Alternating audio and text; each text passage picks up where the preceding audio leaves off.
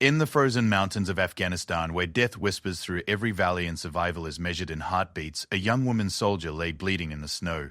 Her radio was dead. Her team was gone. The enemy surrounded her position like wolves circling wounded prey. Military protocol declared her expendable. Command had written her off as another casualty of war. But they made one fatal mistake. They underestimated what a woman with nothing left to lose could accomplish when pushed beyond every human limit. What happened next would rewrite the rules of modern warfare and prove that sometimes the most dangerous weapon on any battlefield is someone who refuses to die. The desert sun had not yet painted the Afghan mountains gold when Staff Sergeant Maria Elena Santos checked her equipment for the third time that morning. Her hands moved with mechanical precision across each piece of gear, a ritual born from 8 years of military service and countless missions that had brought her to this moment. The weight of her combat pack felt familiar against her shoulders, but something about this operation felt different. Maybe it was the way Lieutenant Colonel Harrison had avoided her eyes during the briefing, or perhaps it was the unusual composition of her team. All men, except for her, all seasoned soldiers who had never worked with a female combat engineer before. Maria had grown accustomed to being the only woman in rooms full of men. It started long before the military, back in the sun-baked streets of East Los Angeles, where she learned that respect was earned through actions, not given because of gender. Her father, Miguel Santos, had worked 3 jobs to keep their family afloat after immigrating from Guadalajara. Her mother, Carmen, cleaned offices at night and raised 4 children during the day. Maria was the oldest, the one who translated documents, negotiated with landlords, and made sure her younger siblings stayed in school while their parents worked themselves to exhaustion. The military had been her escape and her salvation. At 18, with a partial scholarship to UCLA in her pocket, she made a decision that shocked her family and friends. She enlisted in the army, choosing the path of service over the security of college.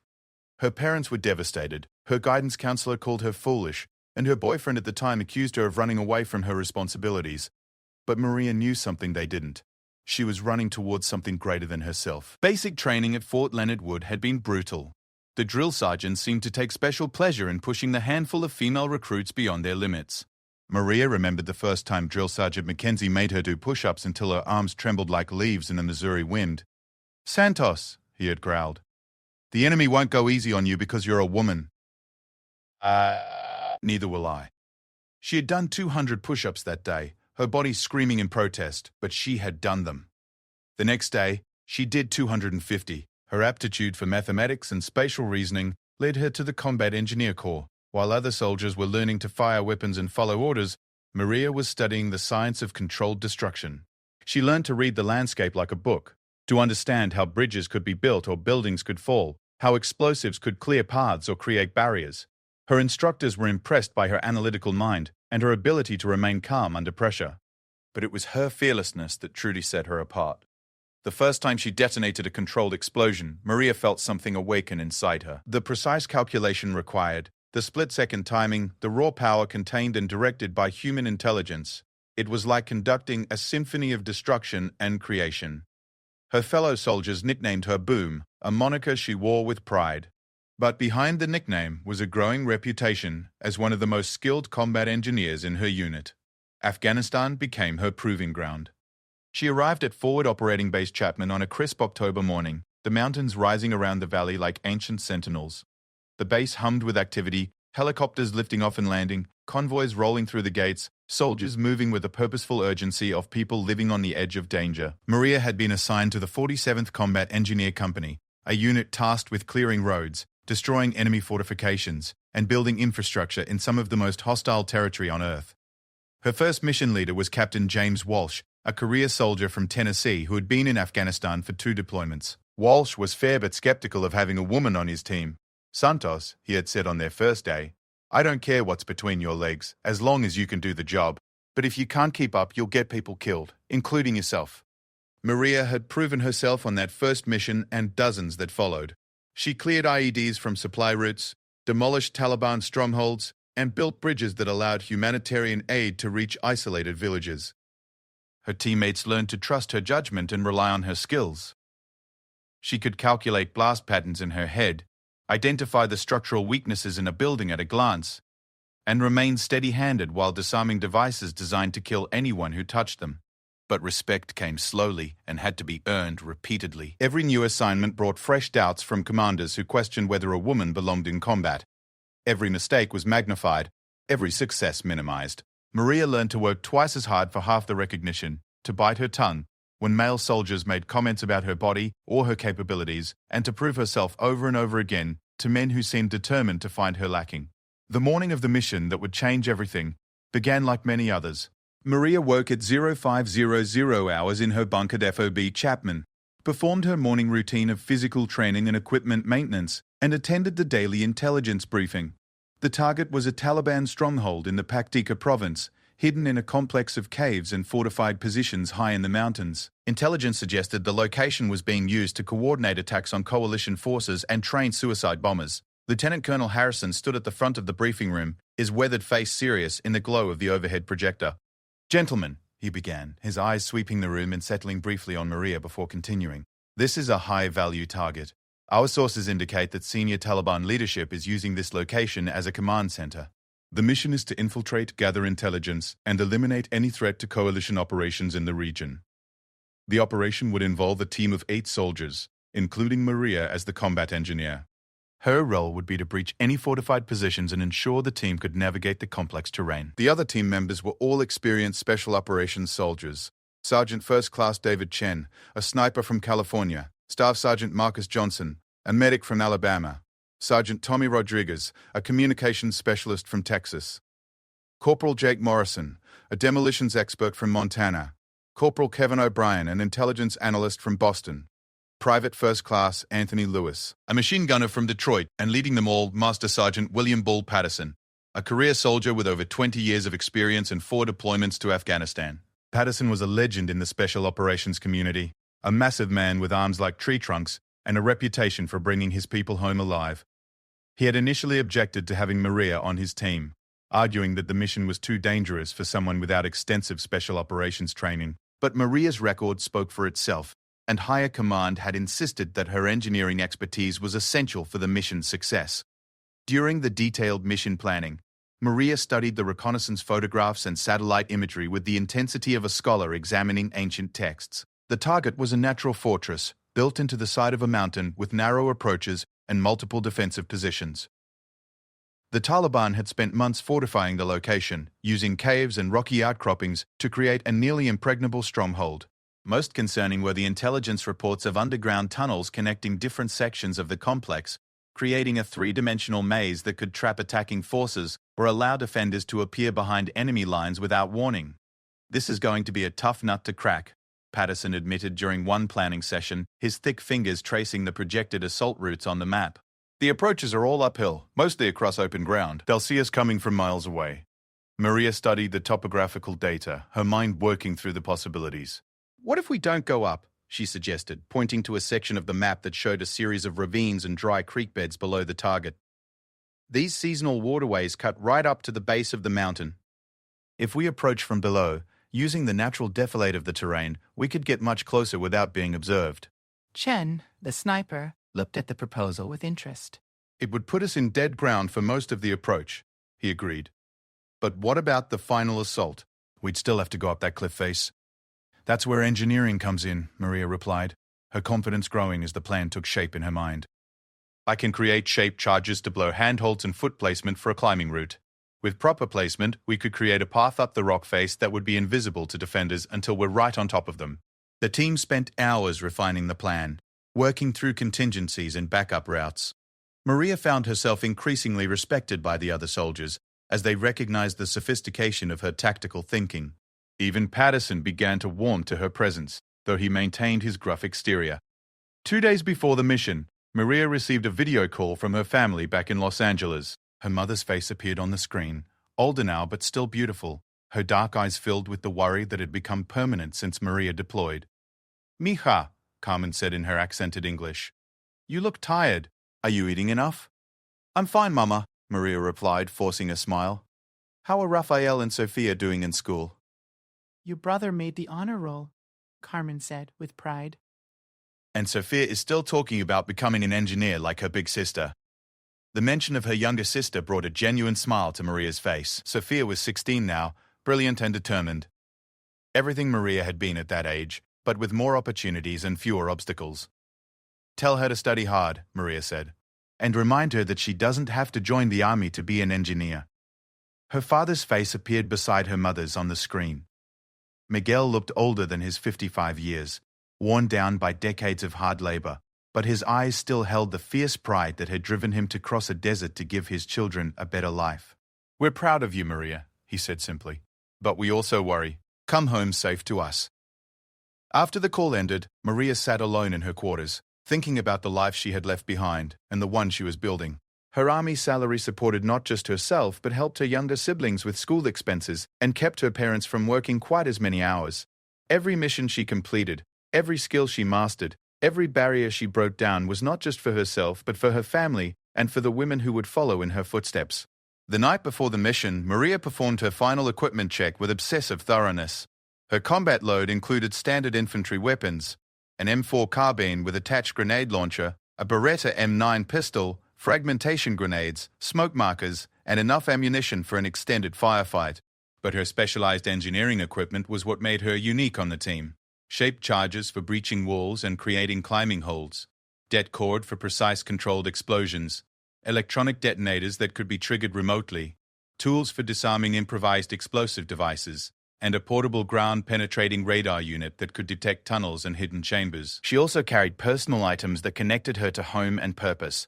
A small photo of her family, a St. Christopher medal her mother had given her, and a letter from Sophia describing her science fair project on structural engineering. These talismans reminded her why she was here and what she was fighting for.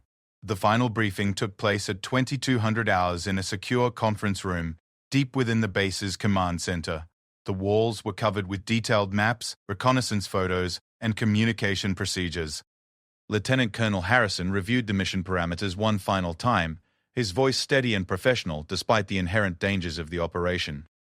"Insertion will be by helicopter at 0300 hours, Harrison explained, pointing to a landing zone marked on the map.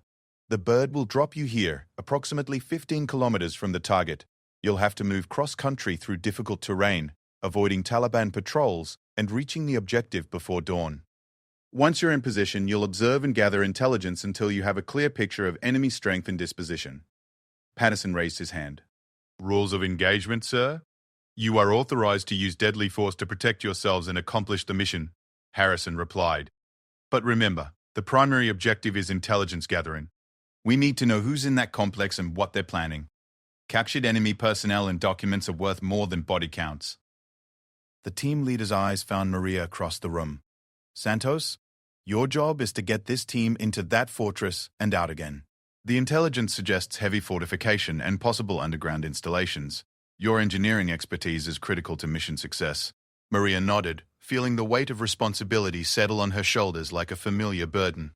"Understood, sir. I'll get them in and get them out." As the briefing concluded and the team prepared to move to the flight line, Maria felt the familiar pre-mission mixture of anxiety and anticipation. She had done this dozens of times before, but each mission carried its own risks and challenges. Tonight, she would be operating in some of the most dangerous territory in Afghanistan, surrounded by enemies who had spent years learning to kill American soldiers. But as she walked toward the waiting helicopter, her equipment secure and her mind focused on the mission ahead, Maria Santos had no way of knowing that she was walking toward a betrayal that would leave her alone, wounded, and abandoned in hostile territory. She could not imagine that within 24 hours she would be fighting for her life with no backup, no support, and no hope of rescue. Most importantly, she had no idea that her actions in the coming days would change not just her own life, but the entire military's understanding of what women could accomplish in combat. The helicopter's rotors were already spinning as the team approached, creating a whirlwind of dust and noise that made communication impossible except through hand signals. Maria climbed aboard, secured her gear, and settled in for the flight that would carry her toward destiny. As the aircraft lifted off into the Afghan night, the lights of Fob Chapman fell away below, leaving only darkness and the unknown dangers that waited in the mountains ahead. The helicopter cut through the night sky like a mechanical predator, its rotors beating a steady rhythm against the thin mountain air. Maria sat in the cramped cabin, pressed between Chen and Morrison, feeling the familiar vibration of the aircraft through her body armor. Through the small window beside her, she could see the Afghan landscape passing below, jagged peaks silhouetted against a star-filled sky, valleys shrouded in impenetrable darkness, and the occasional glimmer of a village fire in the distance. Master Sergeant Patterson sat across from her, his weathered face illuminated by the red glow of the cabin's night lighting. Even in the noisy environment of the helicopter, his presence commanded respect. He had been doing this longer than most of the team had been alive, and his survival instincts were legendary throughout the special operations community. But tonight, something seemed different about him. Maria noticed the way his eyes avoided direct contact with hers, the tension in his shoulders that had nothing to do with pre-mission nerves. The flight took 45 minutes, following a route designed to avoid known Taliban positions and anti-aircraft weapons. As they approached the landing zone, the pilot's voice crackled through the team's headsets. 2 minutes out. Weather is clear, no visible ground activity. Be advised, we cannot wait at the LZ. Insertion will be fast and immediate. Maria checked her equipment one final time, ensuring that her weapons were secure and her engineering gear was properly positioned for quick access. The specialized explosives and detection equipment she carried represented months of training and years of experience, tools that had saved countless lives and completed dozens of successful missions. Tonight, they would be put to the ultimate test. The helicopter flared suddenly, its nose lifting as the pilot brought the aircraft to a hover just above the rocky ground. Through the open door, Maria could see the landing zone, a small clearing surrounded by stunted trees and scattered boulders, exactly as it had appeared in the reconnaissance photographs. But something felt wrong. The area was too quiet, too perfect, as if it had been prepared for their arrival. "Go, go, go!" Patterson shouted over the rotor noise, and the team began their rapid exit from the aircraft. Maria was fourth out, hitting the ground with practiced efficiency and immediately moving to assigned position in the team's defensive perimeter. The helicopter was gone within seconds, disappearing into the night sky and leaving them alone in hostile territory. The silence that followed the helicopter's departure was deafening. Maria's ears, still ringing from the aircraft noise, gradually adjusted to the natural sounds of the Afghan mountains. Wind through the rocks, the distant call of a night bird, and the soft whisper of sand shifting in the breeze. But beneath these innocent sounds she sensed something else, a tension in the air that made her skin crawl. Patterson gathered the team around him, speaking in whispers that barely carried beyond their small circle. "We move in 15 minutes, he said, consulting his GPS unit and comparing it to the paper map he carried as backup. "Rodriguez, establish comms with base. I want a sit rep every hour until we reach the objective." Rodriguez powered up his satellite communication system, the small antenna automatically orienting itself toward the appropriate satellite. Within minutes, he had established contact with FOB Chapman's Operations Center. "Ghost 6, this is Shadow 7. He whispered into his microphone. "We are on the ground and moving to objective. No contact, all personnel accounted for." The march to the target took 6 hours, following a route that kept them in the deepest valleys and away from established trails. Maria found herself struggling with the altitude and the weight of her pack, which was heavier than usual due to the specialized engineering equipment she carried, but she pushed through the discomfort, matching the pace set by Patterson, and refusing to show any weakness that might confirm the doubts some of her teammates still harbored about women in combat roles. As they moved through the darkness, Maria began to notice small details that troubled her. The route they were following was too convenient, winding through terrain that provided excellent cover, but seemed almost designed to funnel them toward their destination. Several times, she spotted what appeared to be recently disturbed ground, as if someone had been preparing positions along their path. When she mentioned her concerns to Patterson, he dismissed them curtly. "Stay focused on your job, Santos," he said without looking back. "Let me worry about the big picture." By dawn, they had reached the observation position overlooking the Taliban stronghold. The complex was even more impressive in person than it had appeared in the intelligence photographs. Built into the side of a near-vertical cliff face, it consisted of natural caves, expanded and connected by human engineering, with defensive positions carved into the rock and camouflaged observation posts overlooking all the major approaches. Maria counted at least 20 separate positions, each one strategically placed to provide overlapping fields of fire. "Jesus," whispered Chen, studying the target through his high-powered scope. "It's like trying to assault a mountain." Patterson established their observation post in a cluster of rocks about 800 meters from the target, positioning his men to cover all approaches while maintaining visual contact with the objective. Maria set up her equipment, including the ground-penetrating radar unit that could detect underground tunnels and chambers. As she began her scans, The results confirmed her worst fears. "Sergeant," she reported to Patterson, showing him the radar display. "This place is honeycombed with tunnels. I'm reading at least 3 separate underground levels, with passages connecting different sections of the complex. If we go in there, they could surround us without ever appearing on the surface." Patterson studied the information with growing concern. This was far more complex than the intelligence reports had suggested. The stronghold wasn't just a collection of caves and defensive positions. It was an underground fortress that could house hundreds of fighters and withstand a prolonged siege. For the next 12 hours, the team observed the target, documenting the patterns of enemy activity and identifying key personnel. Maria used her engineering knowledge to analyze the structural vulnerabilities of the complex, looking for ways that a small team might penetrate the defenses. But with each passing hour, it became clear that the mission as originally planned was impossible. They simply didn't have enough personnel or firepower to assault such a heavily fortified position. As evening approached, Rodriguez attempted to establish communication with base to report their findings. But instead of the routine check-in they expected, the response from headquarters was shocking. "Shadow 7, this is Ghost 6, came the voice through Rodriguez's headset. "Be advised, your mission parameters have changed. You are to observe and report only. Do not engage the enemy. Extraction has been moved to secondary LZ. New pickup time is 0600 tomorrow." Patterson's face darkened as he heard the message. The secondary landing zone was 15 kilometers away, across some of the most difficult terrain in the region. More troubling was the sudden change in mission parameters and extraction timing. In his 20 years of military service, he had learned to read between the lines of official communications, and this message carried undertones that made his blood run cold. "Rodriguez," he said quietly, "try to raise Ghost 6 again. I want confirmation of that extraction order." Rodriguez worked his radio for several minutes but received only static in response. The communication satellite that had provided their link to headquarters had apparently moved out of range, or been deliberately blocked. They were now completely cut off from outside support, alone in hostile territory, with no way to call for help or clarification of their orders. As darkness fell, Maria noticed increased activity around the Taliban stronghold. Lights appeared in windows that had been dark during the day, and she could hear the distant sound of vehicles moving along mountain roads. Through her night vision equipment, she observed armed fighters taking up positions on the outer perimeter of the complex, as if they were preparing for an attack. "Something's not right," she whispered to Patterson. "They're acting like they know we're here." Patterson had reached the same conclusion. The enemy's behavior suggested that their presence had been detected, or worse, anticipated. The comfortable feeling that had plagued him since the beginning of the mission was crystallizing into certainty. They had walked into a trap. At 0200 hours, Maria's worst fears were realized.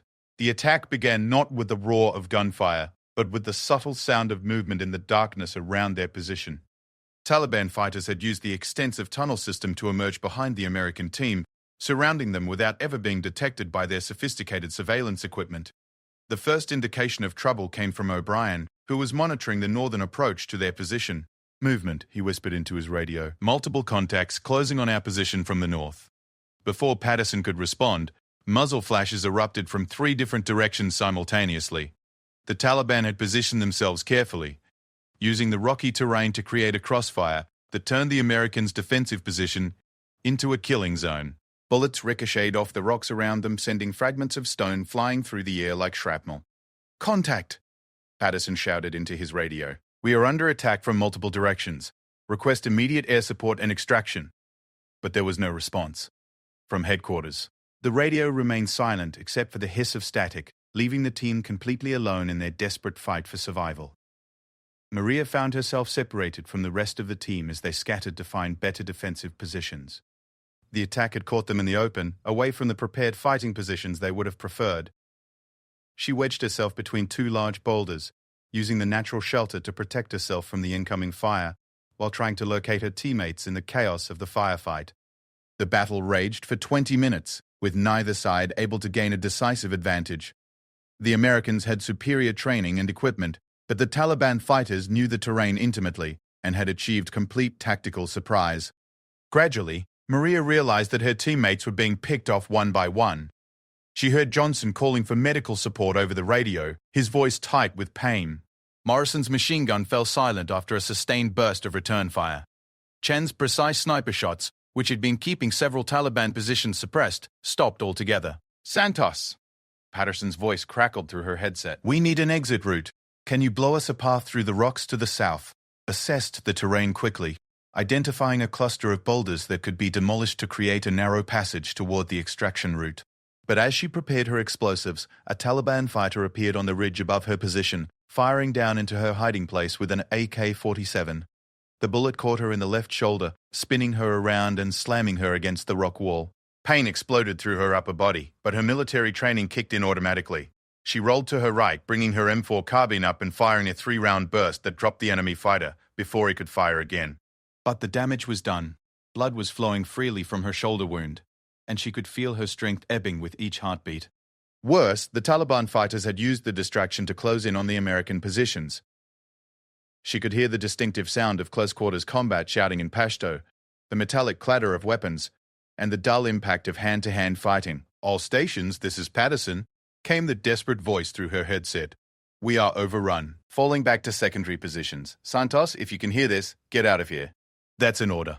Maria tried to respond, but her radio had been damaged by the same bullet that wounded her shoulder. She was completely cut off from her team, bleeding from a serious wound, and surrounded by enemy fighters who were systematically hunting down the surviving Americans.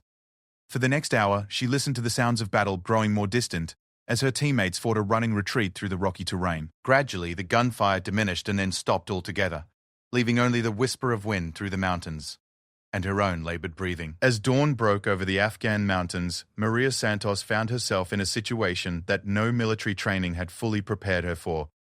She was wounded, alone, and trapped behind enemy lines with no communication to friendly forces and no hope of immediate rescue. Her teammates were either dead or captured. Her mission had failed completely, and the Taliban fighters who had ambushed them were now conducting a methodical search of the area to ensure no Americans had escaped. But even as despair threatened to overwhelm her, Maria's mind was already working on a survival plan. She had noticed something during the firefight that her teammates had missed. The Taliban stronghold's external defenses were facing outward, designed to repel attacks from the valleys below. The backside of the complex, facing the steep mountain slopes, was less heavily defended because the terrain itself was considered impassable. As she bandaged her wound with supplies from her medical kit, Maria began to formulate a desperate plan. The conventional wisdom said that a wounded soldier should find a hiding place and wait for rescue, but Maria knew that no rescue was coming. Her team had been abandoned, left to die in a trap that someone at headquarters had to have known about in advance. If she was going to survive, she would have to save herself. More importantly, she had to ensure that the intelligence her team had died gathering would not be wasted. The Taliban stronghold was far more sophisticated and dangerous than anyone had realized. If the enemy was allowed to continue operating from this fortress, they would kill hundreds of coalition soldiers and innocent civilians. Someone had to get word back to friendly forces about what they had discovered. And there was something else, something that burned in Maria's chest alongside the pain from her bullet wound. Someone had betrayed her team. The ambush had been too perfectly coordinated, the enemy's knowledge of their route too complete for this to be a chance encounter. Someone with access to classified information had sold them out, and Maria intended to find out who. But first, she had to survive. And survival, she was beginning to realize, might require her to do something that had never been attempted in the history of modern warfare. Single-handedly assault a fortified enemy position while wounded and outnumbered by more than 50 to 1. As the sun climbed higher in the Afghan sky, casting harsh shadows across the mountain landscape, Staff Sergeant Maria Elena Santos began to plan what would either be the most audacious military operation of the war or simply an elaborate form of suicide. Either way, she was determined to ensure that her teammates' sacrifice would not be meaningless and that the people responsible for their betrayal would face justice. The wounded warrior gathered her remaining equipment, checked her weapons, and began to move toward the enemy stronghold that had cost her everything she held dear. Behind her lay the bodies of brave soldiers who had trusted their leaders and died for that trust. Ahead lay a fortress filled with enemies who thought they had achieved complete victory. They were about to learn how wrong they were. W. Payne had become Maria's constant companion, as she lay motionless in a shallow depression among the rocks, watching the Taliban stronghold through her binoculars. 36 hours had passed since the ambush that killed her team, and the bullet wound in her shoulder throbbed with each heartbeat. She had managed to stop the bleeding, but infection was beginning to set in despite the antibiotics from her medical kit. Her body temperature was climbing, and she knew that fever would soon cloud her judgment if she didn't act quickly. But physical pain was nothing compared to the rage that burned in her chest. Through her careful observation of the enemy complex, she had confirmed what she suspected during the firefight. This ambush had been planned with intimate knowledge of American tactics and timing. The Taliban fighters had known exactly when and where her team would arrive, exactly which route they would take to their observation position, and exactly how they would react when attacked. Someone had sold them out. Someone with access to classified mission planning had traded American lives for money, ideology, or personal advantage. And that someone was still free, still trusted, still in a position to betray other soldiers who would follow in her team's footsteps. During her surveillance, Maria had identified several key features of the stronghold that the original intelligence reports had missed completely. The complex was not just a simple cave system, but a sophisticated underground facility that had been under construction for years. She watched as fighters emerged from concealed entrances that didn't appear on any satellite photograph, moving through tunnels that connected distant parts of the mountain face. Supply trucks arrived at regular intervals, unloading equipment and personnel at a loading dock carved directly into the rock. Most significant was the constant stream of communications equipment being moved in and out of the central command area. Maria counted at least 12 different antenna arrays, satellite dishes oriented toward various points in the sky, and what appeared to be a sophisticated computer network powered by diesel generators hidden in underground chambers. This wasn't just a military base, it was a major communications hub that probably coordinated Taliban operations across multiple provinces. The more she observed, the more Maria realized that destroying this facility would be worth far more than her own life. The intelligence value alone could save hundreds of coalition soldiers and Afghan civilians, but getting that information back to friendly forces would require her to not just infiltrate the stronghold, but to survive long enough to escape with concrete proof of what she had discovered. On the second night of her solitary surveillance, Maria began to formulate a plan that was equal parts military tactics and desperate improvisation. The stronghold's defenses were oriented outward, designed to repel attacks from the valleys and ridges that provided obvious approach routes. But the backside of the complex faced a nearly vertical cliff that rose another 2,000 feet above the cave entrances. The Taliban defenders had dismissed this approach as impossible, posting only minimal security on the rear positions. They were right, of course. Under normal circumstances, no rational military commander would attempt to assault a fortified position by rappelling down a sheer cliff face in darkness, wounded and alone, with limited ammunition and no support. But Maria's circumstances were anything but normal, and rationality had abandoned her somewhere around the time she realized her own command structure had written her off as acceptable losses.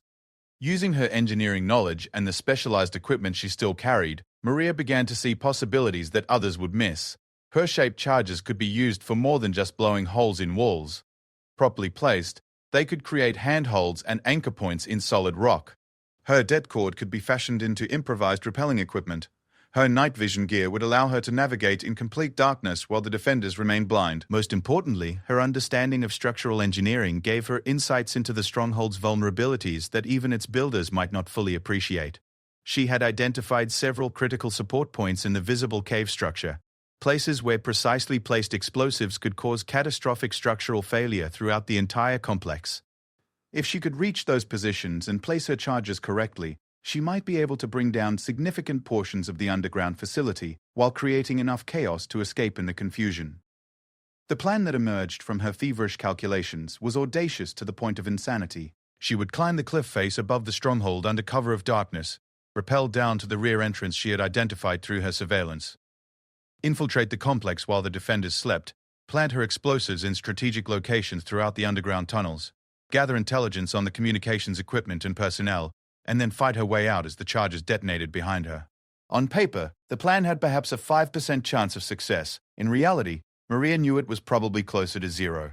But 0% was still better than lying in the rocks waiting for infection and exposure to kill her slowly, while her teammates' betrayal went unpunished. She spent the third day preparing for what she privately acknowledged was likely to be a suicide mission.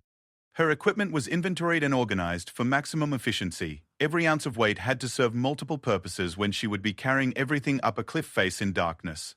Her weapons were cleaned and checked repeatedly, with ammunition distributed between easily accessible magazines.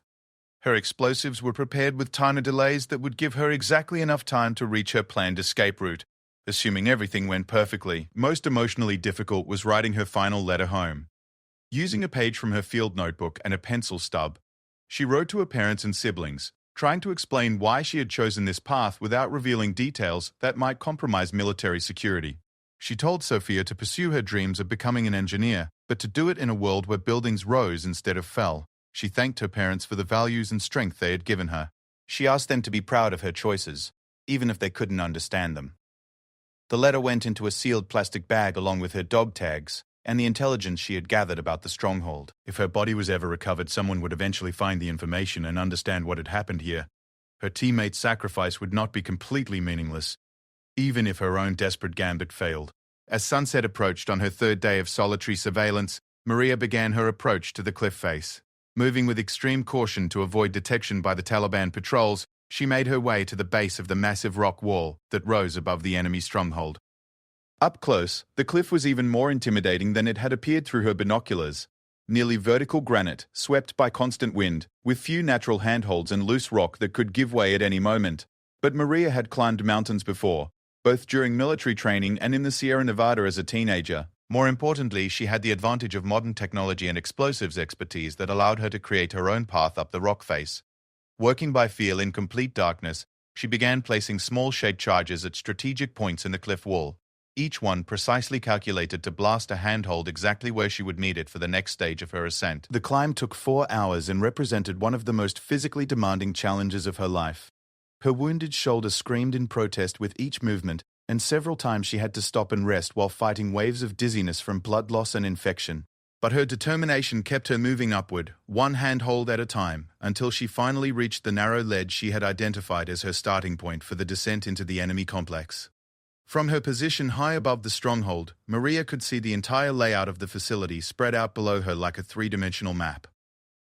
The main cave entrances were clearly visible, along with the guard positions, vehicle parks, and communications equipment. More importantly, she could now see details that had been hidden from her ground-level surveillance position. The underground facility was even larger than she had estimated, with multiple levels connected by a network of tunnels and chambers that extended deep into the mountain. But she also spotted something that changed everything. A heavily guarded area near the center of the complex where several vehicles were parked under camouflage netting. Through her night vision equipment, she could make out what appeared to be mobile communications equipment, far more sophisticated than anything the Taliban should have access to. Satellite dishes, computer terminals, and antenna arrays that looked suspiciously like American military hardware. As she prepared for her rappelling descent into the enemy stronghold, Maria began to understand that this mission was about much more than revenge for her fallen teammates. The intelligence she might gather here could expose a network of betrayal and enemy operations that extended far beyond this single mountain fortress. The stakes were higher than she had imagined, and failure would mean more than just her own death. It could cost the lives of countless soldiers and civilians who would fall victim to future attacks planned and coordinated from this facility. The descent began at midnight, with Maria lowering herself down the cliff face on improvised ropes made from her det cord and climbing equipment. Every few meters, she paused to listen for sounds from the stronghold below, watching for any indication that her presence had been detected. The Taliban guards were focused outward, scanning the valleys and ridges for threats from the expected directions. None of them thought to look up at the cliff face that loomed above their fortress. Halfway down the descent, Maria's rope caught on a protruding rock, threatening to tear and send her plummeting to the rocks below. She spent 20 terrifying minutes working the line free while hanging by one hand, her wounded shoulder on fire with pain, and her strength fading rapidly. But she managed to free the obstruction and continue her descent without alerting the guards below. She reached the rear entrance of the stronghold at 0130 hours, touching down on a narrow ledge that was barely wide enough for one person to stand. The cave mouth in front of her was secured by a heavy wooden door reinforced with metal plates, but she could hear no sounds of activity from within. Her surveillance had shown that this entrance was used primarily for storage and emergency evacuation, with minimal security during the night hours. Using her lockpicking tools and her knowledge of improvised security systems, Maria managed to open the door without triggering any alarms. The tunnel beyond was dark and appeared to stretch deep into the mountain, with rough-hewn walls and a floor worn smooth by years of foot traffic. The air smelled of diesel fuel, human sweat, and the distinctive odor of explosive storage. As she began her infiltration of the Taliban stronghold, Maria carried with her not just weapons and explosives, but the accumulated grief and rage of a soldier who had been betrayed by her own command structure. Every step deeper into the enemy facility was a step closer to the truth about what had happened to her team. And every minute she remained undetected was another opportunity to gather the intelligence that might prevent future betrayals. Behind her, the rope she had used for her descent hung against the cliff face, her only planned escape route from a fortress that contained enough enemy fighters to overrun a full company of American soldiers.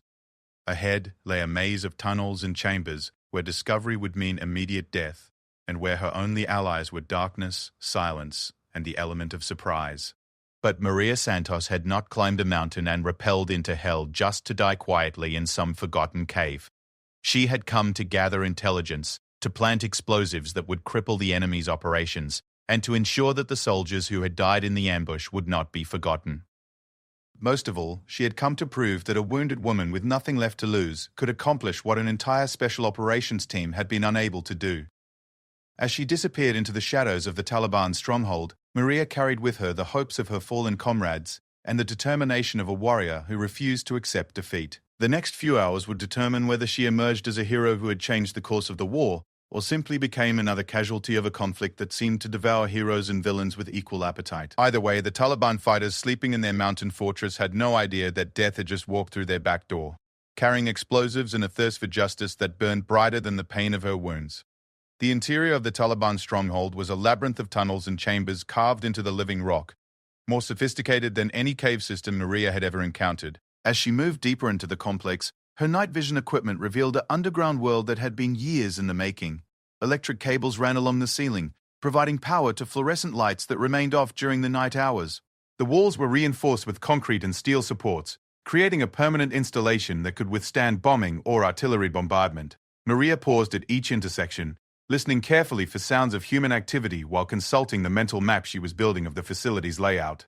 Her engineering training allowed her to read the structural clues in the tunnel construction, understanding how the various levels and passages connected and where the critical support points were located. Every detail she observed was another piece of intelligence that could prove invaluable to future coalition operations. The first chamber she encountered was clearly a storage area, filled with wooden crates and metal containers that bore markings in Arabic, Russian, and what appeared to be Chinese characters.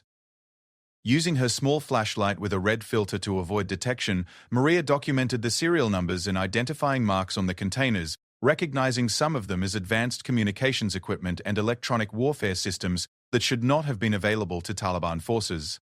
But what truly shocked her was a crate that bore American military markings, including supply codes that she recognized from her own unit's logistics system. Someone was not just providing intelligence to the enemy, they were supplying them with actual American military hardware. The implications were staggering, suggesting a level of betrayal that extended far beyond simple information sharing.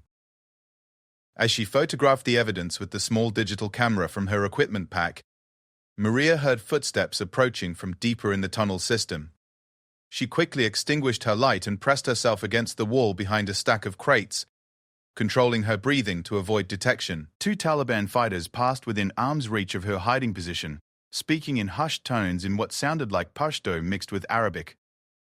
Though she didn't understand their exact words, their tone and body language suggested they were conducting a routine security patrol. They spent several minutes checking the storage containers and examining the tunnel entrance before moving on to the next section of the complex. Maria waited another 10 minutes after their footsteps faded before continuing her infiltration. The tunnel system proved to be even more extensive than her external surveillance had suggested. She counted at least 4 separate levels connected by stairs and elevator shafts, with multiple chambers serving different functions. One level appeared to be living quarters, with sleeping areas for dozens of fighters and what looked like a communal kitchen and meeting area. Another level housed the communications equipment she had observed from outside, along with computer terminals and sophisticated radio gear that could coordinate operations across a wide area. But it was the deepest level that contained the most significant discoveries. Here, in chambers that showed signs of recent construction, Maria found what could only be described as a planning center for major terrorist operations. Maps covered the walls, showing coalition bases, supply routes, and civilian targets throughout Afghanistan and into neighboring Pakistan. Computer workstations displayed what appeared to be real-time intelligence on American military movements, including information that should have been classified at the highest levels. Most disturbing was a conference room where documents and photographs were spread across a large table, clearly the remnants of a recent planning session. Maria recognized some of the images as current American personnel, including photographs of soldiers from her own unit and other special operations teams. Someone with access to classified databases was providing detailed intelligence on coalition forces, including personal information that could be used to target families back home. As she photographed the documents and maps, Maria began to understand the true scope of the betrayal her team had encountered. This was not a simple case of someone selling tactical information for money. This was a systematic intelligence operation that had been running for months or possibly years, providing the Taliban with a level of operational awareness that explained their recent string of successful attacks on coalition forces. The evidence was overwhelming, but it also created a dilemma. The intelligence she was gathering was too important to risk losing, but she still needed to place her explosives in positions that would cripple the facility's operations. If she set her charges now and fought her way out immediately, she might escape with the photographic evidence, but would miss the opportunity to gather even more critical information from the communications center. Deciding to push deeper into the complex, Maria made her way toward the sounds of electronic equipment that indicated the location of the main communications hub. This area was more heavily guarded, with sentries posted at regular intervals and security cameras that she had to carefully avoid. But her years of combat engineering experience had taught her to move through dangerous areas without detection, and she managed to reach the communications center without triggering any alarms. What she found there exceeded her worst fears about the extent of enemy intelligence capabilities. The communications center was equipped with American-made satellite communication systems, secure radio equipment that bore U.S. military serial numbers, and computer terminals running software that looked suspiciously like classified American intelligence programs. In one corner of the room, a bank of monitors displayed what appeared to be real-time feeds from surveillance cameras at various coalition bases throughout the region. But the most shocking discovery was a secure communication terminal that was actively receiving encrypted messages from what the screen identified as Source Falcon. Maria watched in horrified fascination as message after message appeared on the screen, providing detailed intelligence on planned coalition operations, troop movements, and vulnerability assessments of various bases and outposts. She was witnessing active treason in real time, watching as someone within the American command structure fed critical intelligence directly to enemy forces. The implications were staggering. Every coalition operation compromised before it began. Every soldier's life put at risk by someone they trusted. Every tactical advantage handed over to the enemy. Maria began photographing everything she could see, documenting not just the equipment and intelligence materials, but also the communication logs that might allow investigators to trace the source of the leaked information. She was so focused on her work that she almost missed the sound of approaching footsteps until they were very close to the communications center. This time, there was no convenient hiding place. The room was too open, too well lit by the glow from the electronic equipment. Maria had perhaps 30 seconds before the guards arrived, not enough time to escape through the tunnel system, but just enough time to do something that would ensure the intelligence she had gathered would not die with her. Working with the desperate speed of someone who knows death is approaching, Maria connected her camera's data cable to one of the communication terminals and began uploading the photographs and documents she had collected to a secure military server. The process would take several minutes, time she did not have, but if she could complete the upload, the evidence of betrayal would survive even if she did not. As the footsteps drew closer, Maria made a decision that defined her character more than any training or military decoration ever could. Instead of trying to hide or escape, she drew her sidearm and positioned herself to defend the communication terminal until the upload was complete. If she was going to die in this mountain fortress, she was going to die fighting, and she was going to ensure that her teammates' sacrifice led to justice for the traitor who had caused their deaths. The first Taliban fighter who entered the communications center found himself facing a wounded but determined American soldier who had nothing left to lose and everything to fight for. Maria's first shot took him center mass before he could raise his AK-47, and her second shot dropped his companion as he tried to take cover behind a bank of electronic equipment. The gunfire echoed through the tunnel system like thunder, alerting every enemy fighter in the complex to her presence. Within seconds, she could hear shouts in Pashto and the sound of running feet as reinforcements converged on her position. But the upload was still running, the progress bar on the computer screen showing that only 60% of the data had been transmitted to the secure server. Maria barricaded herself behind the communication equipment using the terminals and server racks as cover while she fought off wave after wave of enemy fighters. Her M4 carbine spoke with deadly precision, each shot carefully aimed to conserve ammunition while maximizing effect. Her training and experience allowed her to make every round count, but she was vastly outnumbered and completely surrounded. The battle for the communication center raged for 20 minutes, with Maria falling back from position to position as the Taliban fighters pressed their attack. Her wounded shoulder made it difficult to aim accurately, and blood loss was beginning to affect her coordination. but she fought with the desperate fury of someone who knew that failure meant more than just her own death. It meant that the betrayal of her teammates would go unpunished and more soldiers would die in future ambushes. At 80% completion, an enemy grenade exploded near her position, destroying several computer terminals and filling the room with smoke and debris. Maria was thrown against a wall, her ears ringing and her vision blurred, but she managed to maintain her grip on her weapon and her position defending the upload terminal. At 90%, she ran out of ammunition for her rifle and switched to her sidearm, continuing to fight even as Taliban fighters closed in from multiple directions. Her accuracy with the pistol was remarkable, each shot finding its target despite her deteriorating physical condition. At 95%, Maria felt a bullet tear through her leg, spinning her around and dropping her to one knee. She could taste blood in her mouth and knew that internal injuries were beginning to take their toll, but the upload was almost complete, and she could see that the final files were being transmitted to safety. At 98%, she placed her last explosive charge on the central server rack, setting it for a 30-second delay. If she couldn't escape with the intelligence, she would at least ensure that the enemy's communication capabilities were destroyed. At 100% completion, Maria Santos smiled through the blood and pain as she saw the confirmation message appear on the terminal screen. Data upload successful. All files transmitted to secure server. Her teammates' deaths had not been meaningless. The evidence of betrayal was now in the hands of people who could act on it. The explosive charge she had placed detonated exactly on schedule, destroying the communications center and creating enough chaos and confusion for her to begin what she knew would be her final escape attempt. As she limped through the smoke-filled tunnels with enemy fighters in pursuit, Maria carried with her the satisfaction of knowing that she had accomplished something that no military planner had thought possible. But her mission was not complete. She still had to escape from the mountain fortress, evade capture or death, and somehow make it back to friendly territory with the intelligence that could save countless lives.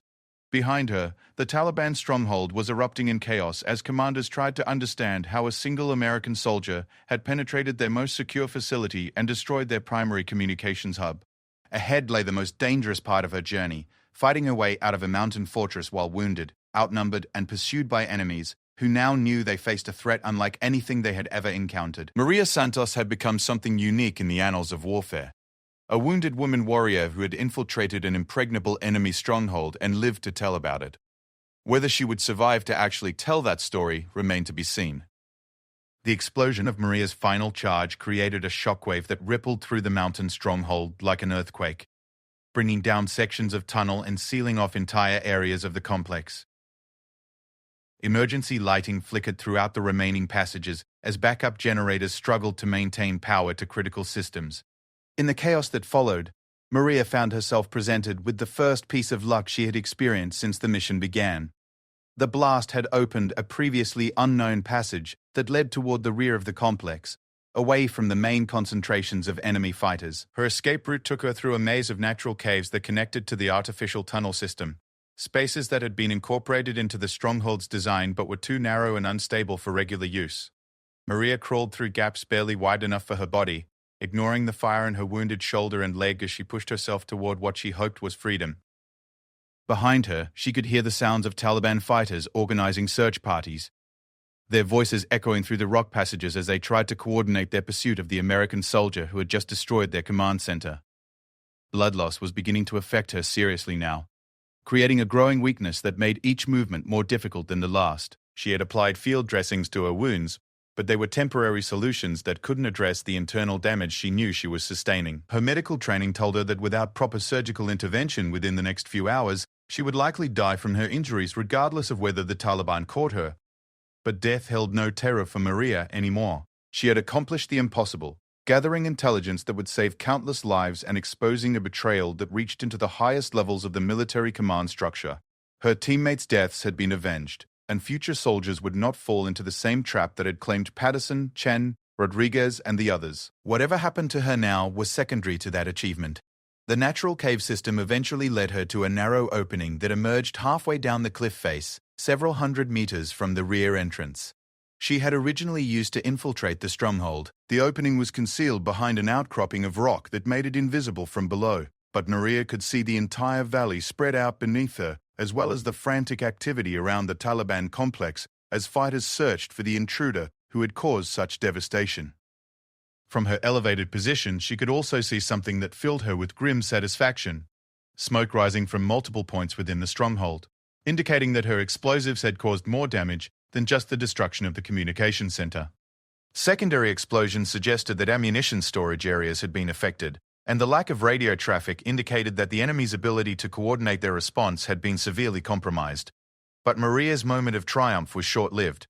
Her precarious position on the cliff face left her exposed and vulnerable, and she knew that Taliban search parties would eventually work their way around to this side of the mountain. She needed to put distance between herself and the stronghold while she still had the strength to move. But descending the cliff in her current condition seemed almost impossible. Using techniques she had learned during mountain warfare training, Maria began a controlled descent down the rock face, using her remaining equipment to create anchor points and rappelling positions. Each movement sent waves of pain through her damaged body, but she forced herself to continue, knowing that capture would mean not just her own death, but the torture and execution that Taliban fighters reserved for female prisoners. Halfway down the cliff, disaster struck. The rock formation she was using as an anchor point gave way under her weight, sending her tumbling down the mountainside in an uncontrolled fall that ended only when she crashed into a stand of stunted trees about 50 meters from the base of the cliff. The impact knocked her unconscious and reopened her wounds, leaving her broken and bleeding in the Afghan wilderness, with Taliban search parties closing in from all directions. When Maria regained consciousness, the sun was setting, and she could hear voices calling to each other in Pashto from positions uncomfortably close to her location. Her entire body felt like it had been torn apart and reassembled incorrectly, with new injuries adding to the bullet wounds she had sustained during the infiltration. But her mind was still clear enough to recognize that she was running out of time and options. Fighting through waves of pain and nausea, Maria managed to crawl deeper into the small grove of trees that had broken her fall. The vegetation provided minimal concealment, but it was better than lying exposed on the rocky mountainside. She checked her remaining equipment and found that most of it had been lost during the fall, leaving her with only her sidearm, 2 magazines of ammunition, her medical kit, and the photographs she had taken inside the stronghold. As darkness fell, Maria heard the search parties moving closer to her position. The Taliban fighters were conducting a methodical sweep of the area, using flashlights and calling to each other to maintain contact as they combed through every possible hiding place. She estimated that they would reach her location within the next hour, giving her just enough time to make final preparations for what would likely be her last stand. But fate intervened in the form of an American reconnaissance drone that appeared over the valley just as the Taliban search parties were closing in on Maria's position. The unmanned aircraft was flying a routine surveillance mission, monitoring Taliban movements in the region as part of ongoing intelligence-gathering operations. The drone's sophisticated sensors detected the heat signatures of the search parties, as well as Maria's location, but the operators back at base had no way of knowing that an American soldier was hiding among the trees. Maria recognized the distinctive sound of the Predator drone's engines and realized that she had one final opportunity to signal for help. Using her pistol, she fired 3 shots into the air in the standard distress pattern that military pilots were trained to recognize. The gunshots would reveal her position to the Taliban searchers, but they would also alert the drone operators that someone was trying to communicate with them. The response was immediate. The drone altered its flight pattern, circling Maria's position while its sensors focused on the heat signature that had just fired the distress signal. Back at the operations center, analysts were trying to determine who was signaling and whether it represented a threat or an opportunity. Within minutes, Maria heard the distinctive sound of helicopter rotors approaching from the distance. The drone operators had contacted the nearest coalition base, reporting the distress signal and requesting immediate extraction support. A rescue helicopter was being dispatched to investigate, along with a full complement of special operations soldiers who were prepared for anything from a downed pilot to an elaborate Taliban trap. But the helicopter was still 20 minutes away, and the Taliban search parties were now converging on Maria's position with deadly purpose. The gunshots had revealed her location with pinpoint accuracy, and she could see the beams of multiple flashlights moving through the trees toward her hiding place. Maria made her final preparations for combat, checking her pistol and arranging her remaining ammunition for easy access. She had 2 magazines left, 24 rounds total, against what sounded like at least a dozen enemy fighters. The mathematics were not in her favor, but she had long since stopped believing in favorable odds. The first Taliban fighter who found her appeared through the trees like a ghost, his AK-47 raised and ready to fire. Maria's response was instantaneous, her military training overriding the pain and weakness that threatened to overwhelm her. Her first shot took the fighter in the chest, dropping him silently before he could alert his comrades to her exact position. But the sound of her gunshot echoed through the small grove, bringing the other searchers running toward her location. For the next 10 minutes, Maria fought the most intense firefight of her military career, using every tree, rock, and depression in the ground as cover, while she held off enemies who outnumbered her by more than 5 to 1. Her marksmanship was remarkable considering her physical condition. Each shot carefully aimed to maximize effect while conserving her limited ammunition. She moved constantly, never staying in one position long enough for the enemy to fix her location and coordinate their fire. Her understanding of small unit tactics allowed her to create the impression that she was a larger force, using angles of fire and timing to suggest multiple defenders. But ammunition was running low, and Maria could feel her strength failing with each exchange of gunfire. She had perhaps 6 rounds left when she heard the most beautiful sound in the world, the roar of helicopter rotors directly overhead, followed by the distinctive chatter of M240 machine guns as the rescue aircraft engaged the Taliban fighters from above. The arrival of the helicopter changed the tactical situation completely. The Taliban fighters who had been closing in for the kill suddenly found themselves caught in the open by professional soldiers with night vision equipment and superior firepower. Some tried to flee back toward the stronghold, others attempted to take cover in the sparse vegetation, but all of them were now fighting for their own survival instead of hunting Maria. A rope dropped from the helicopter directly beside Maria's position, followed by a special operations soldier who rappelled down to assist with her extraction. The soldier, a sergeant from the 75th Ranger Regiment, took one look at Maria's condition and immediately called for medical evacuation priority. "Ma'am, I'm Sergeant Walker," he said, his voice calm and professional despite the gunfire still echoing around them. "We're getting you out of here right now. Can you grab on to the extraction harness?" Maria's response came out as barely more than a whisper, but it contained all the determination that had carried her through the previous 4 days of hell. "I have intelligence," she said. "Critical intelligence that Command needs to see immediately." Walker secured the extraction harness around Maria's body and signaled to the helicopter crew that they were ready for immediate extraction. As they rose into the night sky, leaving the Taliban fighters scattered and defeated on the mountainside below, Maria felt consciousness beginning to slip away. But she fought to stay awake long enough to ensure that the intelligence she had gathered would reach the proper authorities. "The communications," she whispered to Walker as the helicopter turned toward the nearest medical facility. "Someone's been feeding them intelligence. American equipment, real-time intelligence on our operations. The photographs are in my pack." Walker immediately understood the significance of what Maria was telling him. He radioed ahead to base, requesting that intelligence officers be standing by to debrief the rescued soldier as soon as her medical condition allowed. The information she had gathered during her solo infiltration of the Taliban stronghold could potentially expose one of the most damaging security breaches in military history.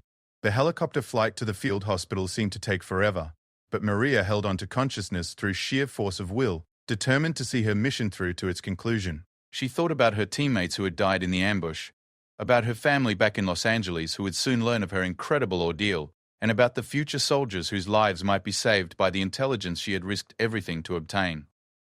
When they arrived at the medical facility, Maria was rushed into emergency surgery to repair the damage from multiple gunshot wounds and internal injuries sustained during her fall down the mountain. But even as the anesthesia began to take effect, she continued to insist that the intelligence materials in her pack be immediately turned over to the appropriate authorities. The photographs and documents Maria had gathered during her infiltration proved to be even more valuable than anyone had initially realized. The intelligence exposed a network of betrayal that reached into the highest levels of the military command structure, leading to multiple arrests and court-martial proceedings that would continue for months. The American equipment she had photographed in Taliban hands led to a complete overhaul of supply chain security procedures, while the communication logs she had documented allowed investigators to trace the source of leaked information back to a corrupt intelligence officer who had been selling classified information for over 2 years. But perhaps more importantly, Maria's actions fundamentally changed the military's understanding of what women could accomplish in combat roles.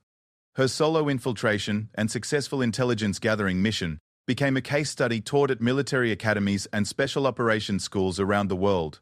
The barriers that had previously limited women's participation in combat operations began to fall, not because of political pressure or social engineering, but because Maria Santos had proven beyond any doubt that courage, skill, and determination were not limited by gender. When Maria finally woke up in the hospital 3 days after her extraction from the Afghan mountains, the first face she saw belonged to her commanding officer, Colonel Harrison. But instead of the dismissive attitude she had come to expect from him, she saw something that had been notably absent from their previous interactions: respect. "Sergeant Santos," Harrison said, his voice carrying a weight of emotion that surprised them both. "What you accomplished out there was extraordinary. Your teammates' sacrifice was not in vain, and neither was your courage. The intelligence you gathered has already saved lives and will continue to do so for years to come." Maria's response was typically direct. "What about the people who betrayed my team, sir? What happens to them?" Harrison's expression hardened. "Justice, Sergeant. Swift and complete justice. The investigation you made possible has already led to arrests, and there will be more. The people responsible for your teammates' deaths will face court-martial and military prison. You have my word on that." Over the following weeks, as Maria recovered from her injuries and underwent extensive debriefing sessions with intelligence officers, the full scope of her achievement became clear. She had not only survived an impossible situation, but had turned it into one of the most successful intelligence-gathering operations in the history of the Afghan conflict. The Taliban's stronghold she had infiltrated was eventually destroyed by coordinated airstrikes, eliminating a major threat to coalition operations throughout the region. But Maria's greatest satisfaction came from letters she received from soldiers serving throughout Afghanistan, thanking her for exposing the security breaches that had put them all at risk. Knowing that her actions had made their dangerous mission safer gave meaning to all the pain and loss she had endured. The medals and commendations would come later: the Silver Star for gallantry in action, the Purple Heart for wounds received in combat, and ultimately the Medal of Honor for her extraordinary heroism in the face of overwhelming odds. But the recognition that mattered most to Maria came from her fellow soldiers, who understood better than anyone what she had accomplished in those 4 terrible days in the Afghan mountains. When she finally returned home to Los Angeles, Maria Santos was no longer the young woman who had enlisted in the army to escape poverty and support her family. She was a warrior who had proven that the courage to do what was right existed beyond the boundaries of gender, rank, or circumstance. Her story became inspiration for a generation of women who would follow her path into previously forbidden roles, knowing that someone had already proven it could be done. The betrayal that cost her teammates their lives had been avenged. The enemy stronghold had been destroyed, and future soldiers would serve in a military forever changed by the actions of one determined woman who refused to accept defeat. Maria Elena Santos had earned her place in the pantheon of American military heroes, not because she was a woman, but because she was a warrior who embodied the finest traditions of courage, sacrifice, and service to others. In the end, that was all she had ever wanted: to be judged by her actions rather than her gender, and to serve something greater than herself with honor and distinction. The mountains of Afghanistan had tested her beyond any human limit, but they had also revealed the depth of her character and the strength of her commitment to the values she had sworn to defend. She had left for that final mission as Staff Sergeant Maria Santos. She returned as a legend whose story would inspire generations of soldiers to come, proving once and for all that heroism recognizes no boundaries except those imposed by the human heart.